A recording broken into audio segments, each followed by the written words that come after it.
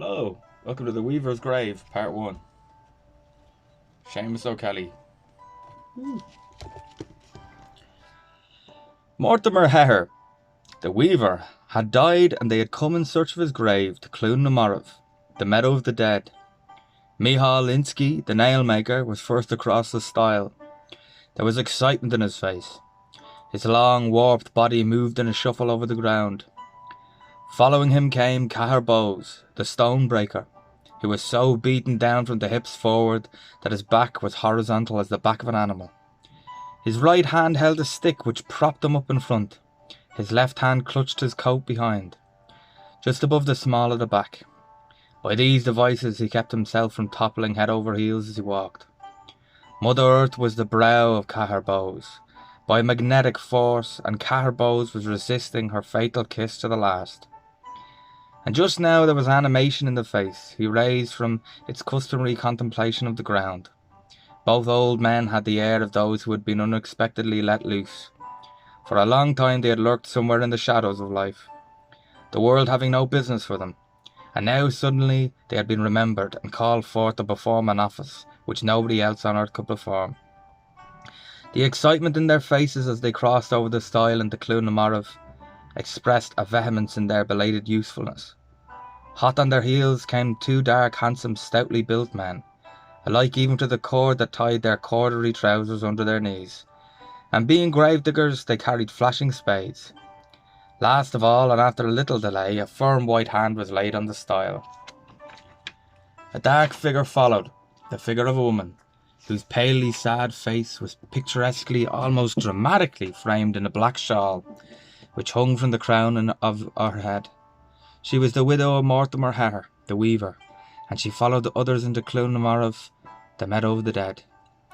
To glance at Clún na Marbh as you went by on the hilly road was to get an impression of a very old burial ground. To pause in the road and look at Clún na Marbh was to become conscious of its quiet situation, of winds singing down from the hills in a chant for the dead. To walk over to the wall and look at the mounds inside was to provoke quotations from Gray's elegy. To make the sign of the cross, lean over the wall, observe the gloomy, lichened background of the wall opposite, and mark the things that seemed to stray about like yellow snakes in the grass. Was to think of Hamlet moralising the graveside of Ophelia, and hear him establish the identity of Yorick. To get over the stile and stumble about inside was to forget all these things, and to know Clún na Marbh for itself. Who could tell the age of Clún na Marbh? The mind could only swoon away into mythology, paddle about in the dotage of paganism, the toothless infancy of Christianity. How many generations, how many steps, how many clans, how many families, how many people had gone into Clún na Marbh? The mind could only take wing on the romances of mathematics. The ground was billowy, grotesque. Several partially suppressed insurrections, a great thirsting, worming, pushing and smouldering under the sod, had given it character. A long, tough growth of grass wired it from end to end. Nature by this effort endeavouring to control the strivings of the more daring of the insurgents of Clún na Marbh. No path here, no plan or map or register existed. If there ever had been one or the other, it had been lost. Invasions, wars, famines and feuds had swept the ground and left it. All claims to interment had been based on powerful traditional rights. These rights had years ago come to an end, all save in a few outstanding cases. The rounding up of a spent generation. The overflow from Clún na Marbh had already set a new cemetery on its legs a mile away. A cemetery in which limestone headstones and Celtic crosses were springing up like mushrooms, advertising the triviality of a civilization of men and women who, according to their own epitaphs, had done exactly the two things they could not very well avoid doing. They had all, their obituary notice said, been born, and they had all died. Obscure quotations from scripture were sometimes added by way of apology. There was an almost unanimous expression of forgiveness to the Lord for what had happened to the deceased. None of this lack of humour in Clún na Marbh. Its monuments were comparatively few, and such of them as it had not swallowed were well within the general atmosphere. No obituary notice in the place was complete. All were either wholly or partially eaten up by the teeth of time. The monuments that had made a stout battle for existence were pathetic in their futility. The vanity of the fashionable of dim ages made one weep. Who on earth could have brought in the white marble slab to Clún na Marbh? It had grown green with shame. Perhaps the lettering once readable upon it had been consciously picked out in gold. The shrieking winds and the fierce rains of the hills alone could tell. Plain heavy stones, their shoulders rounded with a chisel, presumably to give them some off-handed resemblance to humanity, now swooned at fantastic angles from their settings, as if the people to whose memory they had been dedicated had shouldered them away as an impertinence. Other slabs lay in fragments on the ground, filling the mind with thoughts of Moses descending from Mount Sinai, and waxing angry at the sight of his followers dancing about false gods, casting the stone tables containing the commandments to the ground, breaking them in pieces. The most tragic destruction of the first edition that the world has known. Still, other heavy, square, dark slabs, surely creatures of pagan imagination, were laid flat down on numerous short legs, looking sometimes like representations of monstrous black cockroaches, and made like tables, at which the guests of Clún na Marbh might sit down, goblin-like, in the moonlight. And when nobody was looking, most of the legs had given way and the tables lay overturned, as if there had been a quarrel at cards the night before. Those that had kept their legs exhibited great cracks or fissures across their backs, like slabs of dark ice breaking up. Over by the wall, draped in its pattern of dark green lichen, certain families of dim ages had made an effort to keep up the traditions of the Eastern sepulchres.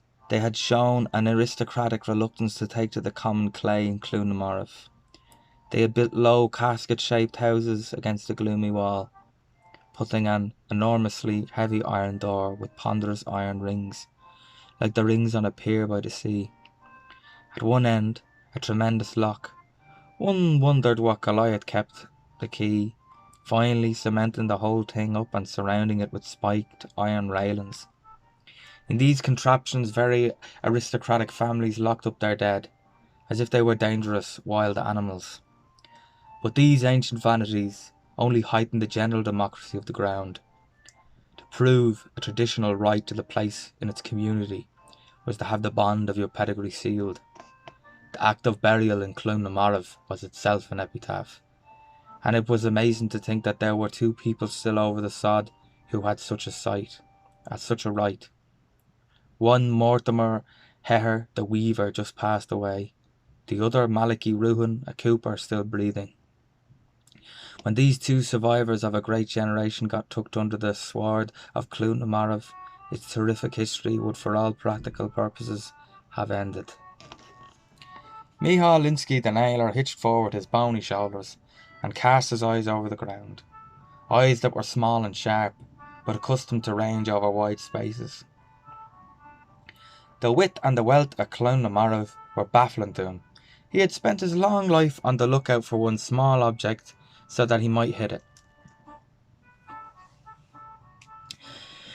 The colour that he loved was the golden glowing end of a stick of burning iron.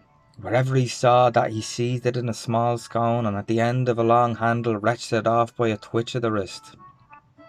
Hit it with a flat hammer several deft taps, dropped it into a vessel of water, out of which it came a cool and perfect nail. To do this thing several hundred times, 6 days in a week, and pull the chain of bellows at short intervals, Michal Linsky had developed an extraordinary dexterity of sight and touch, a swiftness of business that no mortal man could exceed, and so long as he had been pitted against nail-makers of flesh and blood, he had more than held his own. He had indeed even put up a tremendous but an unequal struggle against the competition of nail-making machinery. Accustomed as he was to concentrate on a single glowing definite object, the complexity and disorder of Clún na Marbh unnerved him. But he was not going to betray any of these professional defects to Cahir Bowes, the stonebreaker. He had been sent there as an ambassador by the caretaker of Clún na Marbh, picked out for his great age, his local knowledge and his good character, and it was his business to point out to the twin gravediggers, sons of the caretaker, the weaver's grave, so that it might be open to receive him.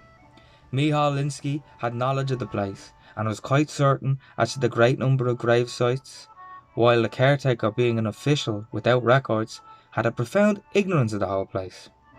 Cahir Bowes followed the drifting figure of the nail-maker over the ground, his face hitched up between his shoulders, his eyes keen and grey, glint like as the mountains of stones. He had in his day broken up as road material. Cahir, no less than Michal, had his knowledge of Clonamarav, and some of his own people were buried here. His sharp, clear eyes took in the various mounds with the eyes of a prospector. He too had been sent there as an ambassador, and as between himself and Michal Linsky, he did not think that there could be any two opinions. His knowledge was superior to the knowledge of the nailer. Whenever Cahir Bowes met a loose stone on the grass, quite instinctively he turned it over with his stick, his sharp old eyes judging its grain with a professional swiftness, then cracking at it with his stick. If the stick were a hammer, the stone attacked on its most vulnerable spot would fall to pieces like glass. In stones, Cahir Bowes saw not sermons, but seams. Even the headstones he tapped significantly with the ferrule of his stick, for Cahir Bowes had an artist's passion for his art, though his art was far from creative. He was one of the great destroyers, the reducers, the makers of chaos, a powerful and remorseless critic of the Stone Age. The two old men wandered about Clonamarav in no hurry whatever to get through with their business. After all, they had been a long time pensioned off, forgotten, neglected by the world. The renewed sensation of usefulness was precious to them. They knew that when this business was over, they were not likely to be in request for anything in this world again. They were ready to oblige the world, but the world would have to allow them their own time. The world, made up of the two grave diggers and the widow of the weaver, gathered all this without any vocal proclamation. Slowly, mechanically as it were, they followed the two ancients about Clonamarav, and the two ancients wandered about with the labour of age and the hearts of children. They separated, wandered about silently as if they were picking up old acquaintances, stumbling upon forgotten things, gathering up the threads of days that were over, reviving the memories, and then drew together, beginning to talk slowly, almost casually. And all their talk was of the dead, of the people who lay in the ground about them. They warmed to it, airing their knowledge, calling up names and complications of families' relationships, telling stories, reviving all virtues, whispering at past voices that did not sound like voices at all. For the long years are great mitigators, and run in splendid harness with the highest of all the virtues, charity. The whispered scandals of Clonamarav were seen by the twin grave diggers and the widow of the weaver through such a haze of antiquity that they were no longer scandals, but romances. The rake and the drab, seen a good way down the avenue, merely looked picturesque.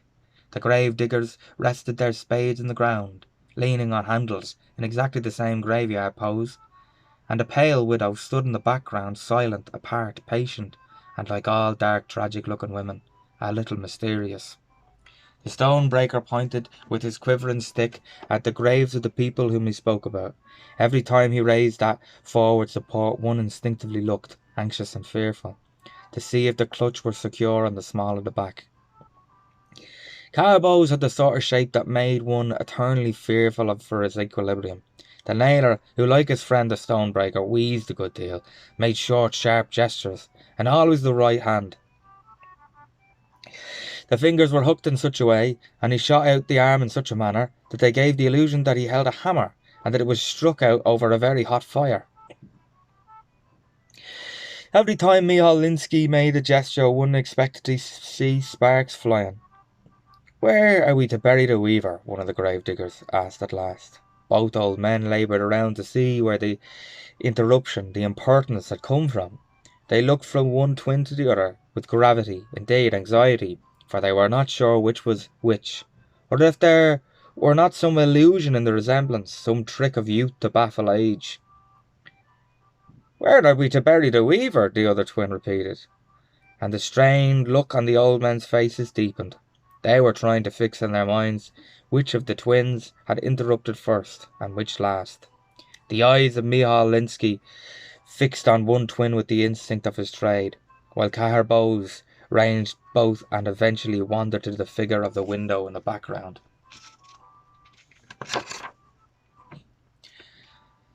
Silently accusing her of impatience in a matter in which it would be indelicate for her to show haste.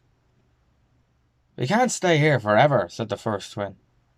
It was the twin upon whom Michal Linsky had fastened his small eyes. And sure of his man this time, Michal Linsky hit him. There's many a better man than you," said Michal Linsky, "that will stay here forever." He swept Clún na Marbh with his hooked fingers. Them that stays in Clún na Marbh forever," said Cahir Bowes with a wheezing energy, "have nothing to be ashamed of. Nothing to be ashamed of, remember that, young fellow." Michal Linsky did not seem to like the intervention, the help of Cahir Bowes. It was a sort of implication that he, mind you, had not hit the nail properly on the head. "Well, where are we to bury him anyway?" said the twin, hoping to profit by the chagrin of the nailer. The nailer who by implication had failed to nail.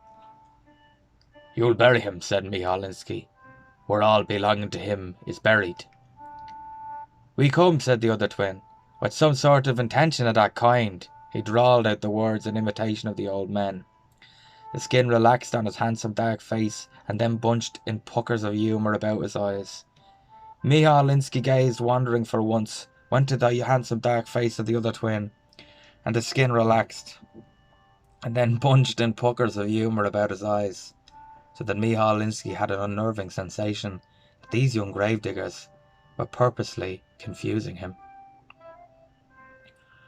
"You'll bury him," he began with some vehemence, and was amazed again to find Cahir Bowes taking the words out of his mouth, snatching the hammer out of his hand, so to speak. "Where you're told to bury him," Cahir Bowes finished for him. Michal Linsky was so hurt that his long slanting figure moved away down the graveyard, then stopped suddenly. He had determined to do a dreadful thing. He had determined to do a thing that was worse than kicking a crutch from under a cripple's shoulder. That was like stealing the holy water of a room where a man lay dying. He had determined to ruin the last day's amusement on earth for Cahir Bowes, and himself by prematurely and basely disclosing the weaver's grave. "Here," called him Michal Linsky, "is the weaver's grave, and here you will bury him." All moved down to the spot, Cahir Bowes going with extraordinary spirit, and furial of his terrible stick cracking on the stones he met on the way.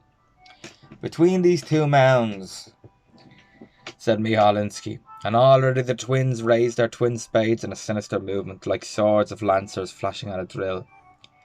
"Between these two mounds," said Michal Linsky, "is the grave of Mortimer Heher." "Hold on," cried Cahir Bowes. He was so eager, so excited, that he struck one of the gravediggers a whack of his stick on the back. Both gravediggers swung about to him as both had been hurt by the one blow. "Easy there," said the first twin. "Yeah, easy there," said the second twin. "Easy yourselves," cried Cahir Bowes. He wheeled about his now quivering face on Michal Linsky. "What is it you're saying about the spot between the mounds?" he demanded. "I'm saying," said Michal Linsky vehemently, "that it's the weaver's grave." "What weaver?" asked Cahir Bowes. "Mortimer Heher," replied Michal Linsky. "There's no other weaver in it." "Was Julia Rafferty a weaver?" "What Julia Rafferty?" "The midwife, God rest her." "How could she be a weaver if she was a midwife?" "Not one of me knows, but I'll tell you what I do know, and know rightly, that it's Julia Rafferty in the place and no weaver at all." "Am I telling you it's the weaver's grave? And am I telling you it's not?" "That I may be as dead as my father, but the weaver was buried there. The bone of a weaver was never sunk in it as long as weavers was weavers, full of Raffertys it is. Alive with weavers it is.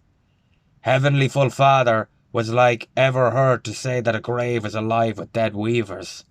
It's full of them, full as a tick. And a clean grave that Mortimer Heher was never done boasting about, dry and sweet and deep, no way bulging at all. Did you see the burial of his father ever?"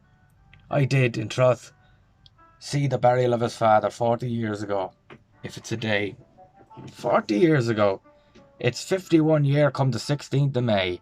It's well I remember it, and it's well I have occasion to remember it, for it was the day after that myself ran away to join the soldiers. My aunt hot foot after me, she to bury me out there a week after. I, a high-spirited fellow, more betoken. Leave the soldiers out of it, and leave your aunt out of it, and stick to the weaver's grave. Here, in this place, was the last weaver buried, and I'll tell you what's more, in a straight line with it is the grave of... A straight line, indeed! Who but yourself, Micheál Lynskey, ever heard of a straight line in Clonamarav? No such thing was ever wanted, or ever allowed in it. In a straight direct line measured with a route, measured with crooked, stumbling feet, maybe feet half reeling and drink. Can you listen to me now? I was always a bad warrant to listen to anything except sense. Yourself ought to be the last man in the world to talk about straight lines. You with the sight scattered in your head, with the devil of sparks flying under your eyes. Don't mind me sparks now, nor me sight neither, for in a straight measured line, with the weaver's grave was the grave of the Cassidys. What Cassidys? The Cassidys that herded for the O'Sheas. Which O'Sheas? O'Shea Rua of Cappacally. Don't you know anyone at all? Or is it gone entirely, your memory is? Cappacally, aina, and who cares a whistle about O'Shea Rua, he or his seed, breed and generations? It's a rotten lot of land grabbers they were. Me hanty on that, striving ever they were to put their red paws on a pit of grass and a perch of a meadow. Hungry in themselves even for a cutaway bog. And Mortimer Hare, a decent weaver, respecting every man's wool. His forehead pallid, with honesty over the yard and the loom. If a bit broad spoken when he came to the door for a smoked pipe. Well, there won't be a mouthful of clay between himself and O'Shea Rua now. In the end, what did O'Shea Rua get after all his striving? I'll tell you that. He got what land suits a blind fiddler. Enough to pad the crown of the head and tap the sole of a foot. Now you're talking. And the devil a word out of him now no more than anyone else in Clonamarav. It's easy talking to us about land when we're packed up to our timber boxes, as the weaver was when he got sprinkled with the holy water in that place, as Julia Rafferty was when they read the prayers over her. In that place, she's a fine, buxom, cheerful woman in her day, with great skill in her business. Skill or no skill, I'm telling you, she's not there wherever she is. I suppose you want me to take her up in my arms and show her to you. Well then, indeed, Cahir, I do not. 'Tisn't a very handsome pair you would make at all. You not able to stand much more hardship than Julia herself. From this there developed a slow, laboured, aged dispute between the two authorities. They moved from grave to grave, pitting memory against memory, story against story, knocking down reminiscence with reminiscence, arguing in a powerful, intimate obscurity that no outsider could hope to follow, blasting knowledge with knowledge, until the whole place seemed strewn with the corpses of their arguments. The two grave diggers followed them about in grim silence, impatient in their movements, their glances, the widow keeping track of the grand tour with a miserable feeling, a feeling as sight after sight was rejected, that the tremendous exclusiveness of Clonamarav would altogether push her dead man, the weaver, out of his privilege. The dispute ended, like all epics, where it began. Nothing was established, nothing settled, but the two old men were exhausted. Micheál Lynskey sitting down in the back of one of the monstrous cockroaches, Cahir Bowes leaning against a tombstone that was half submerged in its end up like the stern of a derelict at sea. Here they sat glaring at each other like a pair of grim vultures. The two grave diggers grew restive. Their business had to be done. The weaver would have to be buried. Time pressed. They held a consultation apart, broke up after a brief exchange of views and a little laughter. Micheál Lynskey's right, said one of the twins. Micheál Lynskey's face lit up. Cahir Bowes looked as if he had been slapped on the cheeks. He moved out from his tombstone. Micheál Lynskey's right, repeated the other twin. They decided to break up the dispute by taking sides. They raised their spades and moved to the site which Micheál had urged them upon. Don't touch that place, Cahir Bowes cried, raising his stick. He was measuring the back of the gravedigger again, when the man spun around upon him, menace in his handsome dark face. Touch me with that stick, he cried, and I'll... Some movement in the background, some agitation in the widow's shawl, caused the gravedigger's menace to dissolve. The words to die in his mouth, a swift flush mounting the man's face like a flash.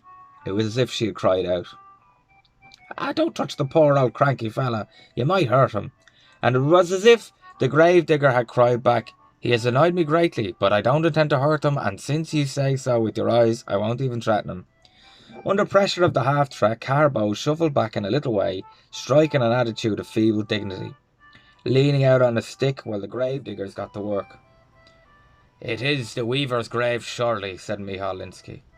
"If it is," said Carbowes, "remember his father was buried down 7 feet. You gave into that this morning." "There was no giving in about it," said Michal Linsky. "We all know that one of the wonders of Clún na Marbh was the burial of the last weaver 7 feet, he having left it as an injunction on his family. The world knows he went down 7 feet. And remember this," says Carbowes.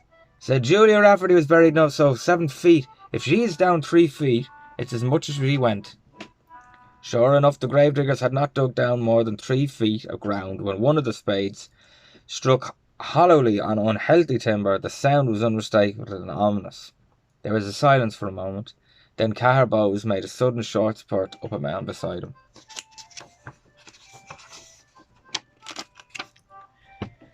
As if it were some sort of mechanical animal wound up, his horizontal back quivering. On the mound he made a superhuman effort to straighten himself. He got his ears and his blunt nose into a considerable elevation. He had not been so upright for 20 years. And raising his weird countenance, he broke into the cackle that was certainly meant to be a crow. He glared at Michal Linsky, his emotion so great that his eyes swam in a watery triumph. Michal Linsky had his eyes, as was his custom, upon one thing, and that thing was the grave, and especially the spot on the grave where the spade had struck the coffin. He looked stunned and fearful. His eyes slowly withdrew their gimlet-like scrutiny from the spot, and sought the triumphant, crowing figure of Carbowes on the mound. Michal Linsky looked as if he would like to say something, but no words came. Instead he ambled away, retired from the battle, and standing apart, rubbed one leg against the other, above the back of his ankles, like some great insect. His hooked fingers at the same time stroked the bridge of his nose. He was beaten. "I suppose it's not the weaver's grave," said one of the gravediggers. Both of them looked at Carbowes. "Well, you know it's not," said the stonebreaker. "It's Julia Rafferty who struck. She helped many a one into the world in her day, and it's a poor recompense to her to say she can't be at rest when she left it." He turned to the remote figure of Michal Linsky and cried, "Aha! Well, you may rub your ignorant legs, and I'm hoping Julia will forgive you this day's ugly work." In silence, quickly, with reverence, the twins scooped back the clay over the spot. The widow looked on with the same quiet patience, mysterious silence. One of the gravediggers turned to Carbowes. "I suppose you know where the weaver's grave is?" he asked. Carbowes looked at him with an ancient tartness, then said, "You suppose? Of course you know where it is." Carbowes looked as if he knew where the gates of heaven were, and that he might or might not enlighten an ignorant world.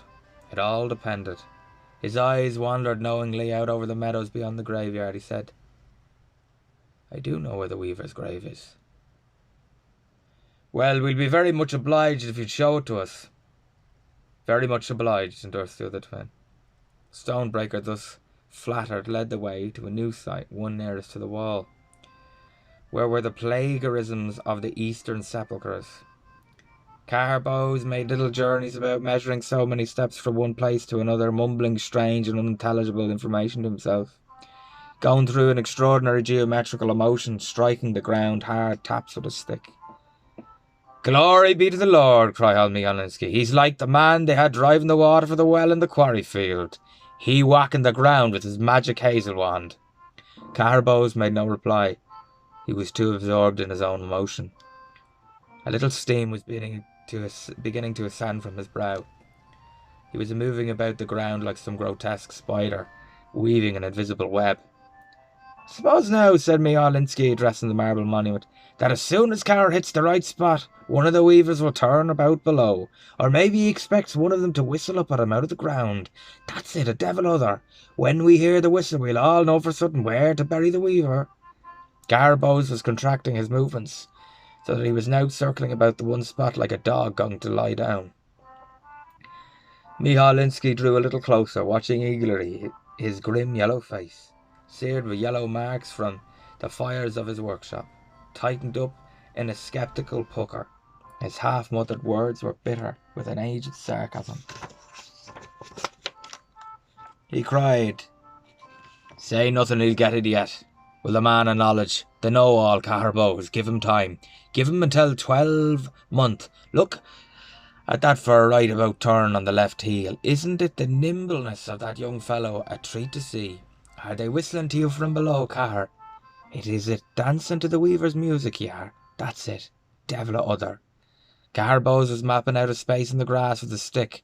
Gradually it took more or less the outline of a gravesite. He took off his hat and mopped his steaming brow with a red handkerchief, saying, "There's the weaver's grave."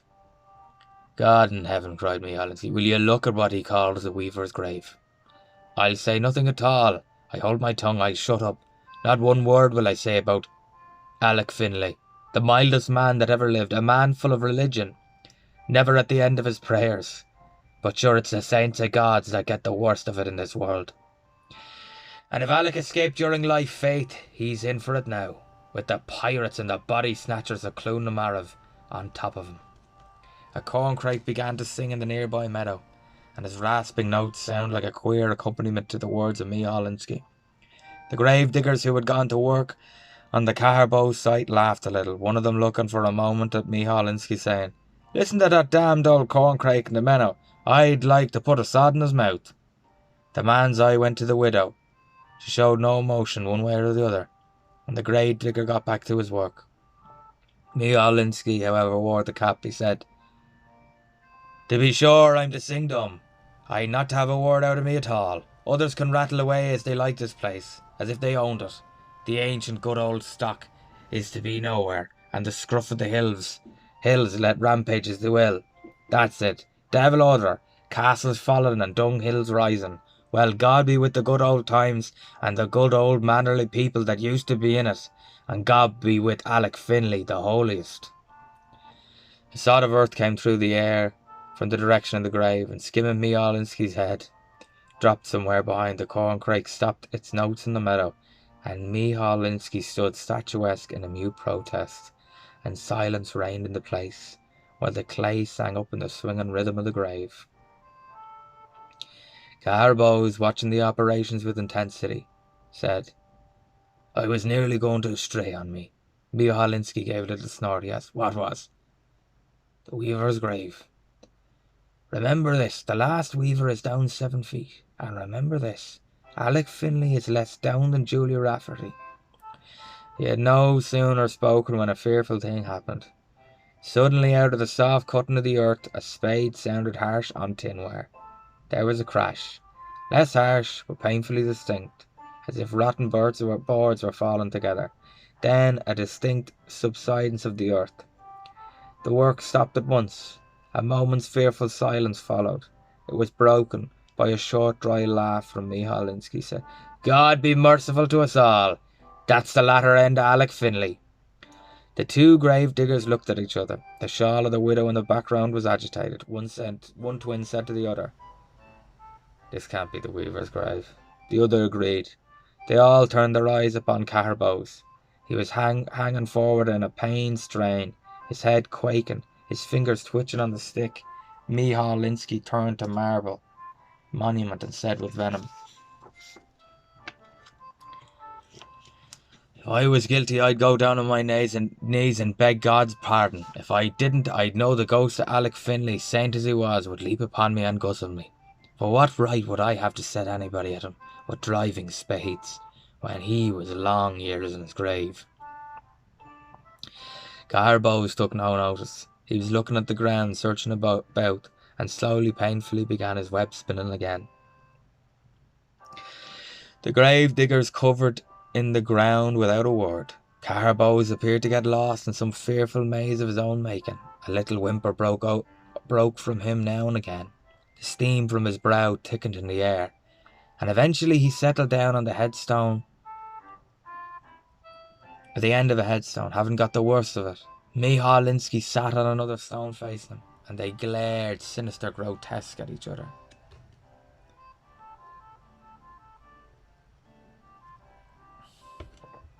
"Cahir Bowes," said Micheál Linsky, "I'll tell you what you are, and then you can tell me what I am. "Have whatever way you like," said Garbos. "What is it I am?" "You're a gentleman, a grand old stone-breaking gentleman. That's what you are, devil another."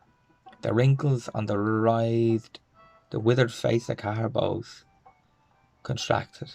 His eyes stared across at Michal Linsky, and two yellow teeth shoved between his lips. He wheezed. "And you know what you are?" "I don't." "You're a nailer. That's what you are. A damned nailer." They glared at each other in a quaking, grim silence. It was at this moment of collapse of deadlock that the widow spoke for the first time. At the first sound of her voice, one of the twins perked his head, his eyes going to her face. She said in a tone as quiet as her whole behaviour, "Maybe I ought to go up to the tunnel road and ask Malachy Rooney where the grave is." They had all forgotten the oldest man of them all. Malachy Rooney. He would be the last mortal man to enter Clonamarav. He had been the great friend of Mortimer Hare, the weaver, in the days that were over, and the whole world knew that Mortimer Hare's knowledge of Clonamarav was perfect. Maybe Malachy Rooney would have learned a great deal from him. And Malachy Rooney the cooper was so long bedridden that those who remembered it all thought of him as a man who had died a long time ago. "There's nothing for it," said one of the twins, leaving down his spade, and immediately the other twin laid his spade beside it. The two ancients on the headstone said nothing. Not even they could raise a voice against the possibility of Malachy Rooney the cooper. By their terrible aged silence they gave consent, and the widow turned to walk out of Clonamarav. One of the gravediggers took out his pipe. The eyes of the other followed the widow. He hesitated, then walked after her. She became conscious of the man's step behind her, and she got upon the stile, and turned her palely sad face upon him. He stood awkwardly, his eyes wandering, then said, "Ask Malachy Rooney where the grave is, the exact place." It was to do this the widow was leaving Clonamarav. She had just announced that she was going to ask Malachy Rooney where the grave was. Yet the man's tone was that of one who was giving her extraordinarily acute advice.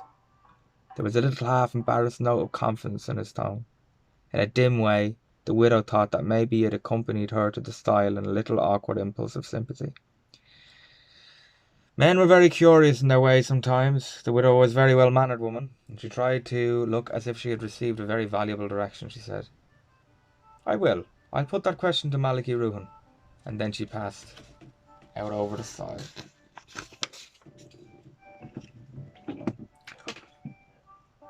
My God. The widow went up the road, and beyond it struck the first of the houses of the nearby town. She passed through faded streets in her quiet gait, moderately grief-stricken at the death of her weaver. She had been his fourth wife, and the widowhoods of fourth wives have not the rich abandon, the great emotional cataclysm of the first, or even the second, widowhoods.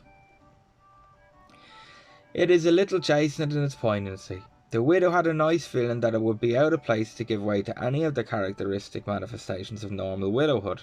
She shrank from drawing attention to the fact that she had been a fourth wife. People's memories become so extraordinarily acute to family history in times of death.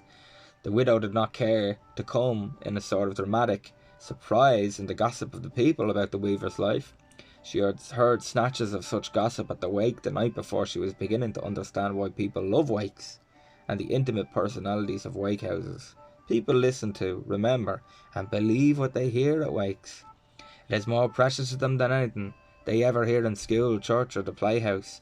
It is hardly because they get certain entertainment at the wake. It is more because the wake is the grand review of family ghosts. There one hears all the stories, the little flattering touches, the little unflattering bitternesses, the traditions, the astonishing records of the clans. The woman with a memory speaking to the company from a chair beside a laid-out corpse carries more authority than the bishop allocutting from his chair. The wake is realism. The widow had heard a great deal at the wake about the clan of the Weavers, and noted without expressing any emotion that she had come into the story not like other women, for anything personal to her own womanhood. for beauty or high spirit or temper or faithfulness or unfaithfulness, but simply because she was a fourth wife. A kind of curiosity. A backwash of Mortimer Hehar's romances. The widow felt a remote sense of injustice in all this. She had said to herself that widows who had been fourth wives deserved more sympathy than widows who had been first wives.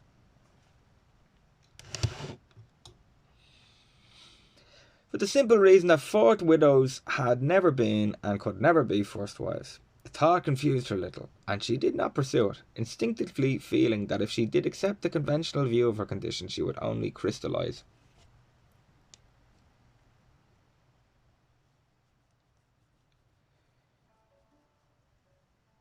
Crystallize her widowhood into a grievance that nobody would try to understand, and which would accordingly be merely useless.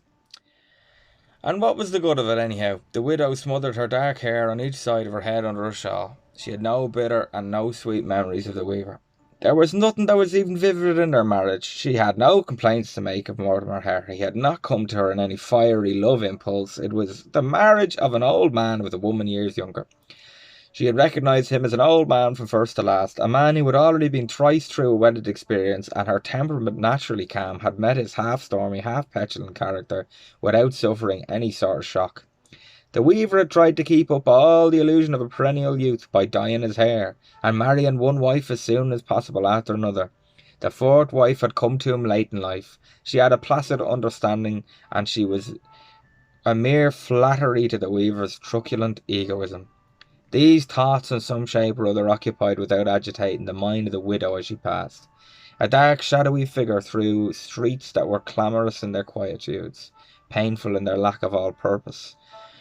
For which streets have ever been created? Her only emotion was one which she knew to be quite credible in her situation, a sincere desire to see the weaver buried in the grave to which the respectability of his family and the claims of his ancient house fully and fairly entitled him. The proceedings in Clonmarav had been painful, even tragical, to the widow. The weavers had always been great authorities and zealous guardians of the ancient burial places. This function had been traditional and voluntary with them. This was especially true of the last of them, Mortimer Hare. He had been the greatest of all authorities on the burial places of the local clans. His knowledge was scientific. He had been the grand savant of Clonmarav. He had policed the place, nay, he had been its tyrant. He had over and over again prevented terrible mistakes, complications that would have appalled those concerned if they were not beyond all such concerns. The widow of the weaver had often thought that in his day Mortimer Hare had made his solicitation for the place a passion unreasonable, almost violent. They said that all this had sprung from a fear that had come to him in his early youth. That through some blunder an alien, inferior, even an enemy, might come to find their way into the family burial place of the weavers. This fear had made him what he was, and in his later years his pride in the family burial place became worship. His trade had gone down, and his pride had gone up. The burial ground in Clonmarav was the grand proof of his aristocracy. That was the coat of arms, the estate, the mark of high breeding in the weavers. And now the man who had minded everybody's grave had not been able to mind his own. The widow thought it was one of those injustices which blackened the reputation of the whole earth. She had felt, indeed, that she had been herself slack not to have learned long ago that the lie of the precious grave from the weavers himself, and that he himself had been slack in not properly instructing her. But that was the way in this miserable world. In his passion for classifying the rights of others, the weaver had obscured his own. In his long and entirely successful battle in keeping alien corpses out of his own aristocratic pit, he had made his own corpse alien to every pit in the place. The living high priest was the dead pariah of Clonmarav. Nobody could now tell, except perhaps Malachi Ruhan, the precise spot which he had defended against the blunders and confusions of the entire community. A dead forgetting, indifferent, slack lot. The widow tried to recall all she had ever heard the weaver say about his grave, in the hope of getting some clue. Something that might be better than the scandalous scatterbrained efforts of Michal Linsky and Cahir Bowes. She remembered various detached things that the weaver, a talkative man, had said about the grave.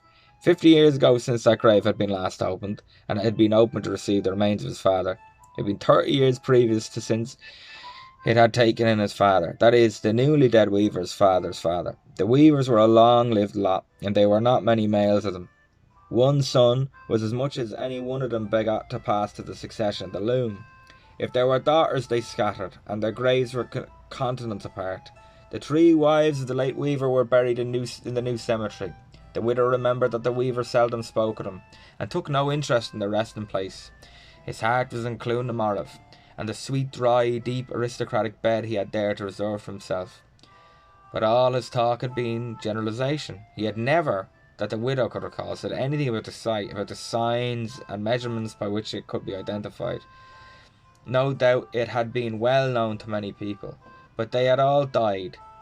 The weaver had never realized what their slipping away might mean to himself. The position of the grave was so intimate to his own mind that it never occurred to him that it could be obscure to the minds of others. Mortimer Hare had passed away like some learned and solitary astronomer who had discovered a new star, hugging its beauty, its elusiveness, its possession to his heart, secretly rejoicing how its name would travel with its own through heavenly space for all time, and forgetting to mark its place among the unknown stars grouped upon the charts. Michal, Linsky and Carbos might not be 2 seasoned astronomers of venal knowledge looking for the star which the weaver, in his love for it, had let slip upon the mighty complexity of the skies. The thing that is clearest to the mind of a man is often the thing that is most opaque to the intelligence of his bosom companion. A saint may walk the earth in simple belief that all the world beholds its glowing halo, but all the world does not. If it did, the saint would be stoned. And Mortimer Hare had been as innocently proud of his grave as a saint might be ecstatic of his halo. He believed that when the time came he would get a royal funeral, a funeral fitting to the last of the line of the great Clonmarav weavers. Instead of that, they had no more idea where to bury him than if he had been a wild tinker of the roads. The widow, thinking of these things in her own mind, was about to sigh when behind a window pane she heard the sudden bubble of a roller canary song. She had reached half absent-mindedly the home of Malachy Ruin the cooper. The widow of the weaver approached the door of Malachy Ruin's house with an apologetic step, pawing the threshold a little in the manner of a peasant woman, a mannerism picked up from shy animals, before she stooped her head and made her entrance. Malachy Ruin's daughter withdrew from the fire a face which reflected the passionate soul of a cook. The face cooled as the widow disclosed her business. "I wouldn't put it past my father to have knowledge of the grave," said the daughter of the house, adding, "The Lord of mercy on the weaver." She led the widow in the presence of the cooper. The room was small and low and stuffy, indifferently served with light by an unopenable window. There was a smell of old age and decay in the room. It brought almost a sense of faintness to the widow. She had the feeling that God had made her to move in the ways of old men. Passionate, cantankerous, egotistic old men. Old men for whom she was always doing something, always remembering things, from missing buttons to lost graves. Her eyes sought the bed of Malachy Ruin with an unemotional, quietly sceptical gaze, but she did not see anything of the cooper. The daughter leaned over the bed, listened attentively, and then very deftly turned down the clothes, revealing the bust of Malachy Ruin. The widow saw a weird face, not in the least pale or lined, but ruddy, with a mahogany bald head. A head upon which the leathery skin, for these did not seem any flesh, hardly concealed in the dark outlines of the skull. From the chin there strayed a grey beard, the most shaken and whipped-looking beard that the widow had ever seen. It was, in truth, a very miracle of a beard, for one wondered how it could have come there, and having come there, how it continued to hang on, for there did not seem anything to which it could claim natural allegiance. The widow was as much astonished at the beard as if she saw a plant growing in a pot without soil. Though its gaps she could see the leather of the skin, the bones of a neck, which was indeed a neck. Over his head and shoulders the cooper's daughter bent and shouted into a crumpled ear. A little spasm of life stirred in the mummy. A low mumbling sound came from the bed. The widow was already beginning to feel that perhaps she had done the wrong in remembering that the cooper was still extant. But what else would she have done? If the weaver was buried in her own grave, she did not believe that his soul would ever rest in peace. And what could be more dreadful than a soul wandering on the howling winds of the earth? The weaver would grieve even heaven for his grave, grieve maybe as bitterly as a saint might grieve who had lost his halo. He was a passionate old man, such an old man as would have a turbulent spirit. He would surely. The widow stifled the thoughts that flashed into her mind. She was no more superstitious than the rest of us, but these vague and terrible fears and her moderately decent sorrow were alike banished from her mind by what followed. The mummy on the bed came to life, and what was more, he did it himself. His daughter looked on with an air of one of those sensibilities that had become blunted by a long familiarity with the various stages of his resurrections. The widow gathered that the daughter had been well drilled. She had been taught how to keep her place. She did not tender the slightest help of her father as he drew himself together on the bed. He turned over on his side, then on his back, and then stealthily began to insinuate his shoulder blades on the pillow, pushing up his weird head to the streak of light from the little window. The widow had been so long accustomed to assist the aged that she made some involuntary movement of succour. Some half-seen gesture by the daughter, a sudden lifting of the eyelids on the face of the patient, disclosing a pair of blue eyes, gave the widow instinctive pause. She remained where she was, aloof like the daughter of the house, and as she caught the blue of Malachy Ruin's eyes, it broke upon the widow that there, in the essence of the Cooper, there lived a spirit of extraordinary independence. Here surely was a man who had been accustomed to look out for himself, who resented the attentions, even in these days, of his flickering consciousness. Up he wormed his shoulder blades, his mahogany skull, his leathery skin, his sensational eyes, his miraculous beard, to the light and to the full view of the visitor. At a certain stage of the resurrection, when the Cooper had drawn two long string arms from under the cloths, his daughter made a drilled movement forward, seeking something in the bed. The widow saw her discover the end of a rope, and this she placed in the hands of her indomitable father. The other end of the rope was fastened to the iron rail at the foot of the bed. The sinews of the patient's hands clutched the rope, and slowly, wonderfully, magically, as it seemed to the widow, the Cooper raised himself to a sitting posture in the bed. There was a dead silence in the room, except for the laboured breathing of the performer. The eyes of the widow blinked. Yes, there was that ghost of a man hoisting himself up from the dead on a length of rope, reversing the usual procedure. By that length of rope did the Cooper hang on to life, and the effort of life. It represented his connection with the world which had forgotten him, which marched past his window outside without knowing his stupendous thing that went on in his room. There he was, sitting up in his bed, restored to view by his own unaided efforts, holding his grip to life to the last. It cost him something to do it, but he did it.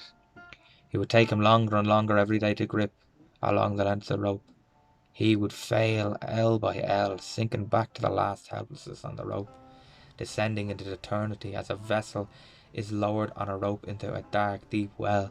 But there he was now, still able for his work, unbeholden to all, self-dependent and alive, looking a little vaguely with his blue eyes at the widow of the weaver.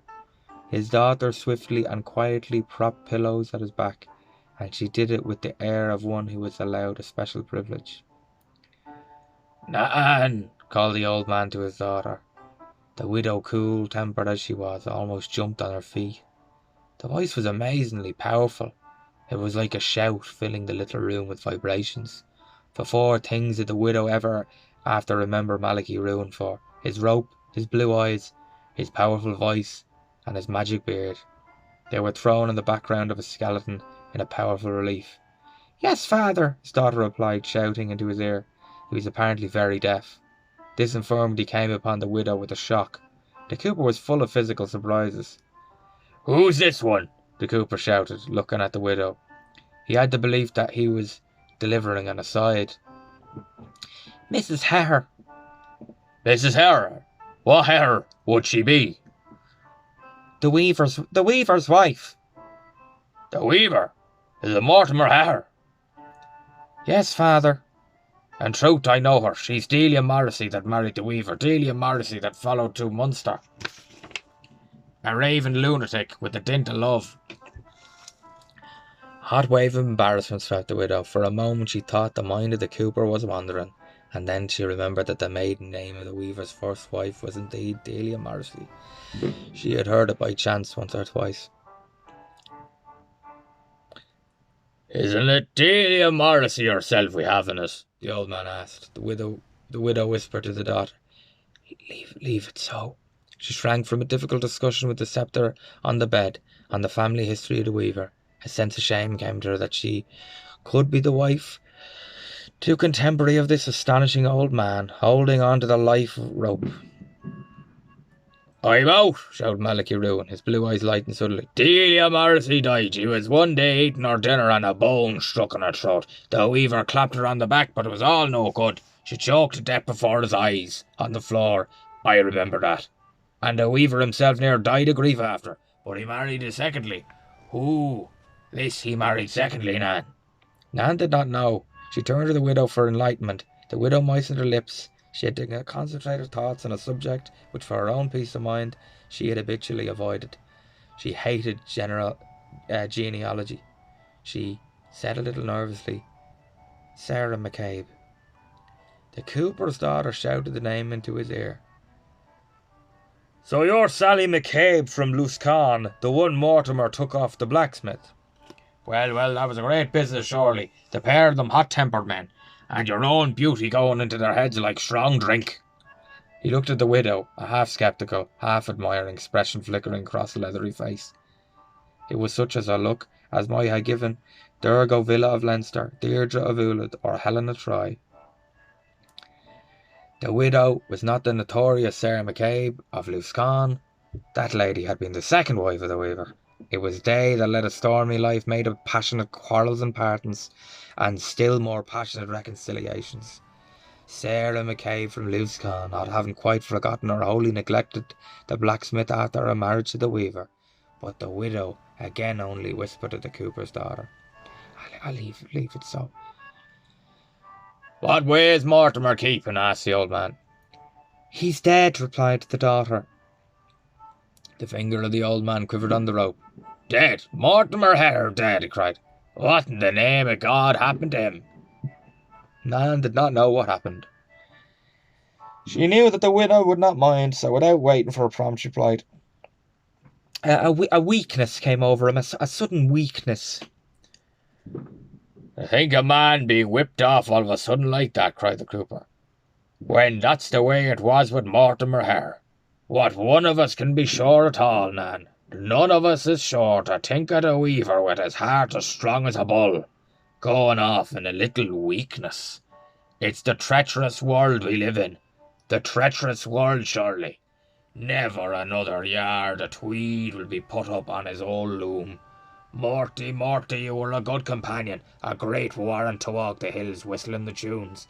Pleasant your conversation, and as broad spoken as the Bible." "Did you know the weaver well, father?" the daughter asked. "Who better?" he replied. "Who drank more pints with him than myself did? And indeed, it's to his wake I'd be setting out, and it's under his coffin my shoulder would be going, if I wasn't confined to my rope." He bowed his head for a few moments. The two women exchanged a quick, sympathetic glance. The breathing of the old man was the breathing of one who slept. The head sank lower. The widow said, You ought to make him lie down. He's tired." The daughter made some movement of dissent. She was afraid to interfere. Maybe the cooper could be very violent if roused.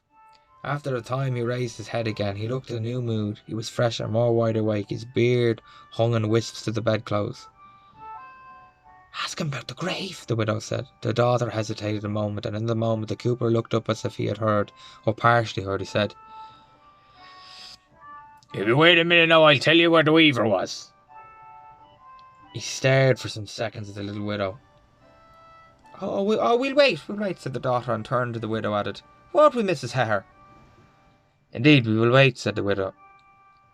"The weaver," said the old man suddenly. "It was a dream. He turned his head to the women to see how they had taken it." "Maybe," said the daughter, with a little touch of laughter. "Maybe Mrs. Hare would not give into that." The widow moved her hands uneasily under her shawl. She stared a little fearfully at the cooper. His blue eyes were clear as a lake water over white sand. "Whether she gives to it, or whether she doesn't give in to it," said Malachy Ruin, "it's a dream Mortimer Hare was. And his loom, and his shuttles, and his warping bars, and his bonine, and the threads that he put upon the shifting racks were all a dream. And the only thing he ever wove upon his loom, 'twas a dream." The old man smacked his lips, his hard gums whacking his daughters. His daughters looked at him with her head a little to one side. "And what's more," said the cooper, "every woman that ever came into his head, every wife he married, was a dream. I'm telling you that, Nan. And I'm telling it to you of the weaver. His life was a dream, his death is a dream, and the widow there, she's a dream, and all the world is a dream. Do you hear me, Nan? The world is all a dream." "I hear you very well, father," the daughter sang in a piercing voice. The cooper raised his head with a jerk, and his beard swept forward, giving him an appearance of vivid energy. He spoke in a voice like a trumpet blast. "And I'm a dream." He turned his blue eyes to the window, and a nerving sensation came to her. The cooper was the most dreadful old man she'd ever seen, and what he was saying sounded like the most terrible thing she'd ever listened to. He cried, "The idiot laughing in the street, the king looking at his crown, the woman turning her head at the sound of a man's step, the bells ringing in the belfry, the man walking his land, the weaver at his loom, the cooper handling his barrel, the pope stooping for his red slippers. They're all a dream. And I'll tell you why they're a dream. Because the world was meant to be a dream." "Father," said the daughter, "you're talking too much. You'll overreach yourself." The old man gave himself a little pull on the rope. It was his gesture of energy, a demonstration of the fine fettle he was in. He said, "You're saying that because you don't understand me." "I understand you very well. I only think you do. Listen to me now." I only think you do. Listen to me now, Nan. I want you to do something for me. You won't refuse me." "I will not refuse you, father. You know very well I won't." "You're a good daughter to me, surely, Nan. And do what I tell you now. Close your eyes. Shut them fast and tight. No fluttering of the lids now." "Very well, father." The daughter closed her eyes, throwing up her face in the attitude of one blind. The widow was conscious of the woman's strong, rough features, something good-natured in the line of the large mouth. The old man watched the face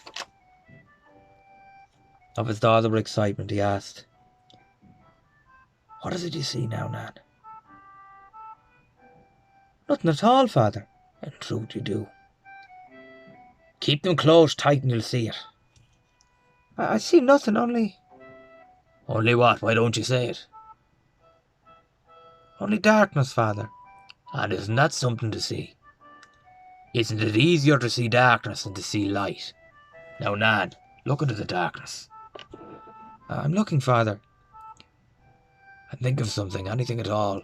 The stool before the kitchen fire outside." "I'm thinking of it." "And do you remember it?" "I do well." "And when you remember it, what do you want to do?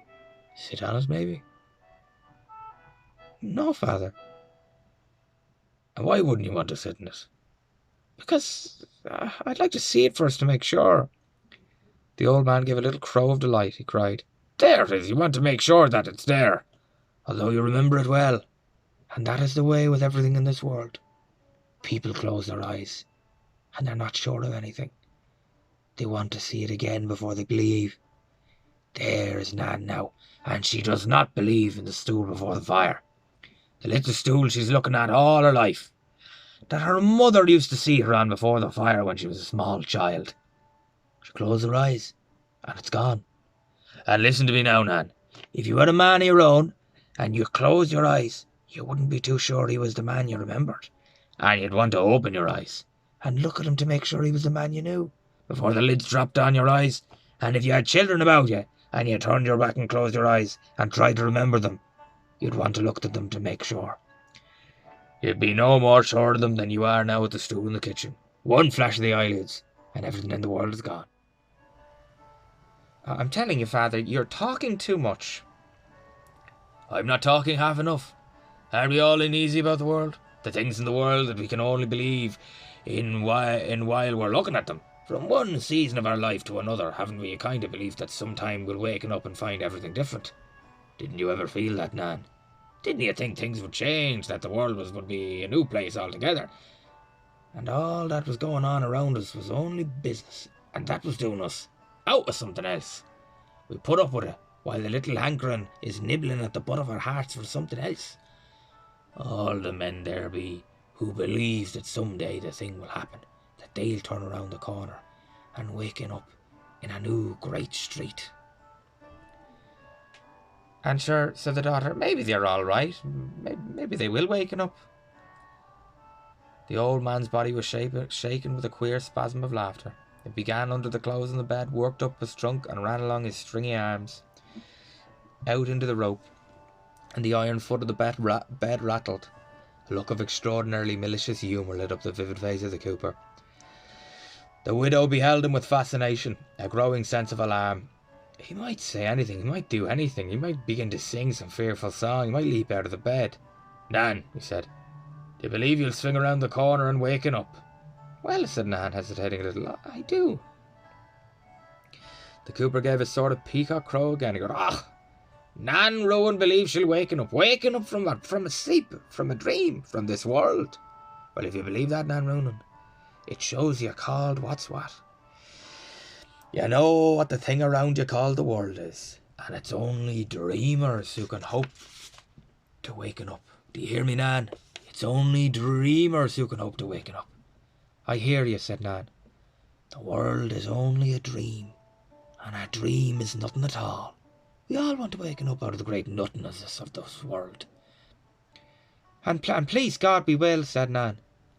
You can tell all the world from me, said the cooper, that we won't. And why won't we, father? Because, said the old man, we ourselves are the dream. When we're over, the dream is over with us. That's why. Father, said the daughter, her head again a little to one side, you know a great deal. I know enough, said the cooper shortly. And maybe you could tell us something about the weaver's grave. Miss Hare wants to know. And now am I after telling you about the weaver's grave? I'm I telling you it's all a dream. You never said that, father. Indeed, you never did. I said everything in the world is a dream, and the weaver's grave is in the world, below in Clonamarav. Where in Clonamarav? What part of it, father? That is what Mrs. Hare wants to know. Can you tell her? I can tell her, said Malachi Rooney. I was at his father's burial. I remember it above all burials, because that was the day the handsome girl, Honor Costello, fell over a grave and fainted. The sweat broke out on a young Donahue when he saw Honor Costello tumbling over the grave. Not him marry, would he marry her after that, and he sworn to it by the kiss of her lips. I'll marry no woman that fell in a grave, says Donahue. She'd maybe have a child by me, in turned eyes or a twisted limb. So I married a farmer's daughter, and the same morning Honor Costello married a cattle drover. Very well then, Donahue's wife had no child at all. She was a barren woman. Do you hear me, Nan? A barren woman she was. And such a childer as Honor Costello had by the drover. Yellow hair had they, heavy as seaweed, the skin of them clear as the wind, and limbs as clean as the whistles. It was said the drover was of the blood of the Danes, and it broke out in Honor Costello's family. Maybe, said the daughter, they were Vikings.